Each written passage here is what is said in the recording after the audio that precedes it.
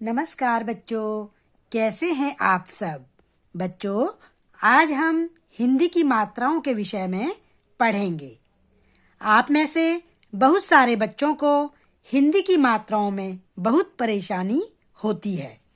आप पढ़ तो लेते हैं, परंतु लिखते समय आपकी मात्राओं से संबंधित त्रुटियां हो जाती हैं, जिससे पेपर में आपके अंक कट जाते हैं। तो बच्चों, आज हम मात्राओं से लेकर पुस्तक को ठीक तरह से पढ़ने की बात करेंगे। इन मात्राओं के ज्ञान के बाद आपको पुस्तक पढ़ने में कोई परेशानी नहीं होगी और लिखने में भी त्रुटियां नहीं होंगी। बच्चों, जो देखी गई है सबसे मेन जो समस्या होती है वो गलत उच्चारण की होती है। आप गलत बोलते हैं तो इसलिए लिखते भी गलत हैं। तो सबसे पहले हम अपना उच्चारण ठीक करेंगे तो हमारी गलती अपने आप ठीक हो जाएगी।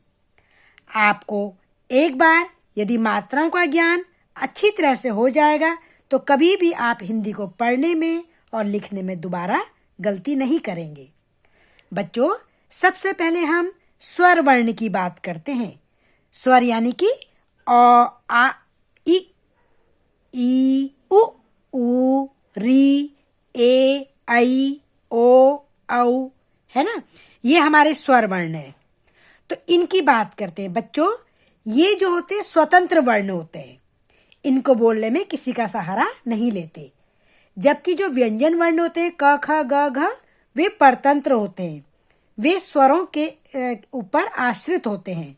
तो बच्चों, बिना स्वरों के व्यंजन वर्ण नहीं बोले जा सकते। अब देखिए, ये अ है।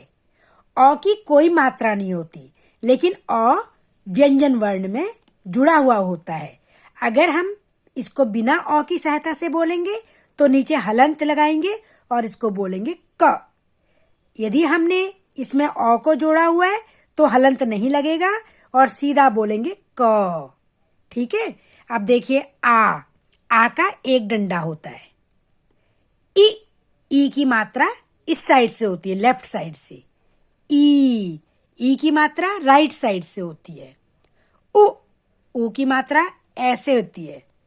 ऊ की मात्रा इस तरह होती है। ये री है, री से ऋषि, इसकी मात्रा इस तरह होती है। ए में एक मात्रा सिर के ऊपर होती है। आई में दो मात्राएं होती हैं। ओ में एक मात्रा और एक डंडा होता है। औ में दो मात्राएं और एक डंडा होता है। बच्चों, ये हमारी मात्राएं हैं, लेकिन अंक और अह जो है वो स्वर नहीं है। अंक अनुस्वार होता है और अह विसर्ग होता है। तो देखिए, इसको हम व्यंजन वर्णों के साथ कैसे पढ़ेंगे। अ को व्यंजन वर्ण के साथ पढ़ेंगे क, आ को बोलेंगे का, इसी तरह जौ से जा बन जाएगा। इसको बोलेंगे की और इसको बोलेंगे जी, इसको बोलेंगे की और ये होगा जी। इसी तरह से कु, यानी कि जब छोटा ऊ होता है तो कु होता है, जौ में लगाएंगे तो जू हो जाएगा। इसी तरह से बड़े ऊ को अगर हम क में लगाएंगे तो कू और जौ में लगाएंगे तो जू। ऐसे ही क में अगर हम री की मात्रा लगाते हैं तो क्री हो जाएगा, जौ में लगाएंगे तो ज्री हो जाएगा। ए की मात्रा लगाने पर के होगा और जौ पर ए की मात्रा लगेगी तो जे होगा। क में ऐ की मात्रा लगेगी तो कई होगा, जौ में लगाने पर जई होगा। क में ओ की मात्रा लगाने पर को और जौ में लगाने पर जो।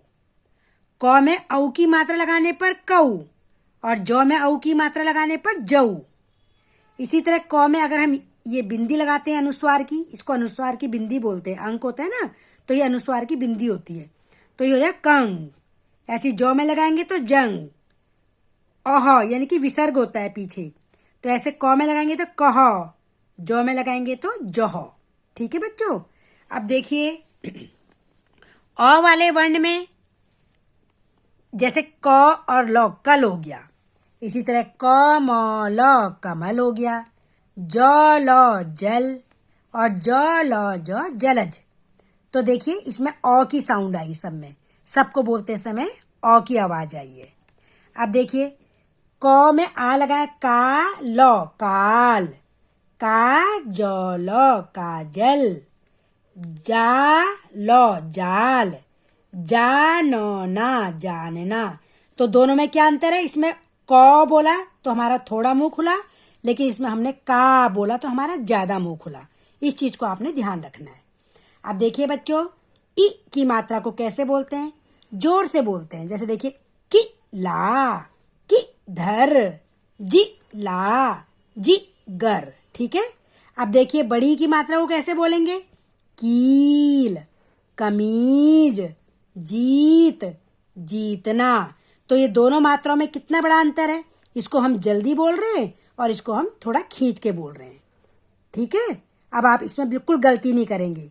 छोटी की मात्रा को जोर से बोला जाता है, जल्दी बोला जाता है, और बड़ी की मात्रा को खींच करके बोला जाता है, लंबा बोला जाता है।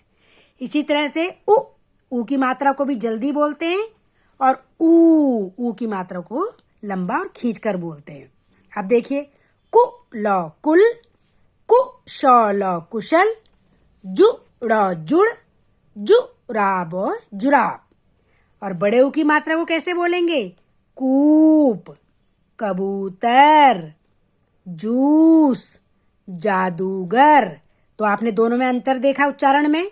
इसको हमने जल्दी से बोला और इसको हमने लंबा खींच कर बोला। इसमें हमारा टाइम कम लगा और इसको बोलने में हमारा टाइम दुगना लगा। अब देखिए बच्चों, री की मात्रा देखिए, क के नीचे री की मात्रा क्री हो जाएगा। कृपा, कृतज्ञ, ऋषि, अमृत। यानी कि जिस वर्ण के नीचे ये लगता है उसके बाद इसको प्रोनाउंस करते हैं। जैसे क है, क के बाद क्री हो गया, क्री हो गया, री हो गया, मृ हो गया। ठीक है। ये रॉ की मात्रा नहीं होती है, री की मात्रा होती है। अक्सर बच्चे इसमें कंफ्यूज होते हैं, इसको रॉ की मात्रा समझते हैं। बच्चे ये रॉ नहीं है, री से ऋषि की मात्रा है, जो पैर के नीचे ऐसे घूम कर लगती है। आगे देखिए, ए की मात्रा। अब देखिए, क में ए की मात्रा लगाई, एक मात्रा होती है ना, तो ए की मात्रा। केला, केवट, जेल, जलेबी। अब देखिए इसको बोलते कैसे? मुंह खोल के बोलेंगे, फैला के बोलेंगे। कैसा, कैलाश, जैसा, जैन। समझ आया? तो दोनों में कितना अंतर है? उसमें हम ए बोल रहे हैं तो इसमें आई बोल रहे हैं। किसी भी वर्ण के पीछे आप लगा दो तो उसी तरह से उसको आई की साउंड में उच्चारण करो।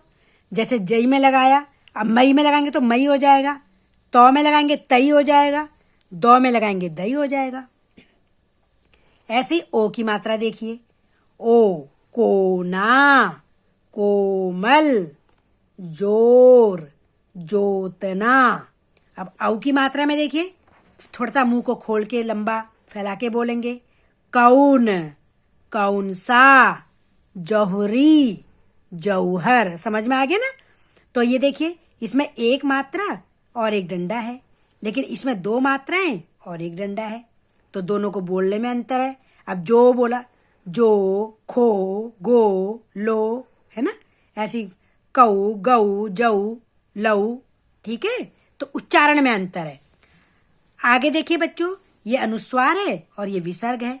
अब देखिए, क के ऊपर लगा तो कन, नौ की साउंड दे रहा है, और ये क के पीछे लगा है तो ह की साउंड देगा। ये देखिए, जंग, कंधा, कंगन, जंग, जंगल। लेकिन यहां पर विसर्ग, ये विसर्ग होता है, ये मोस्टली संस्कृत के शब्दों में होता है बच्चों। ये संस्कृत के शब्द हैं। नमः, पीछे ह की साउंड देगा। अतः, प्रातः, मृगः। तो ये जो विसर्ग होता है ये हमेशा संस्कृत के शब्दों में लगता है, और अनुस्वार आधी बिंदी होती है न की। ठीक है। कई जगह पर इसको मौ की साउंड में भी बोलते हैं। तो बच्चों, ये अनुस्वार और ये विसर्ग हैं, लेकिन ये सारे स्वर हैं। कितने होते हैं स्वर? 11 होते हैं। 1 2 3 4 5 6 7 8 9 10 11। इन स्वरों की मात्राएं ही व्यंजन वर्णों में लगती हैं और तभी एक शब्द बनता है। और बच्चों, आपको पता भी है कि जो वर्ण होते हैं उनसे शब्द बनते हैं और शब्दों से ही वाक्य बनते हैं। तो इसलिए अब आप जब भी किसी शब्द को पढ़ेंगे तो पहले आप स्वरों का ध्यान रखेंगे कि ये कौन से स्वर की मात्रा है और इसको हम किस तरह से उच्चारण करेंगे। आशा है बच्चों अब आप ये बिल्कुल भी लिखते समय, हिंदी को बोलते समय गलती नहीं करेंगे और बिल्कुल शुद्ध बोलेंगे। धन्यवाद बच्चों।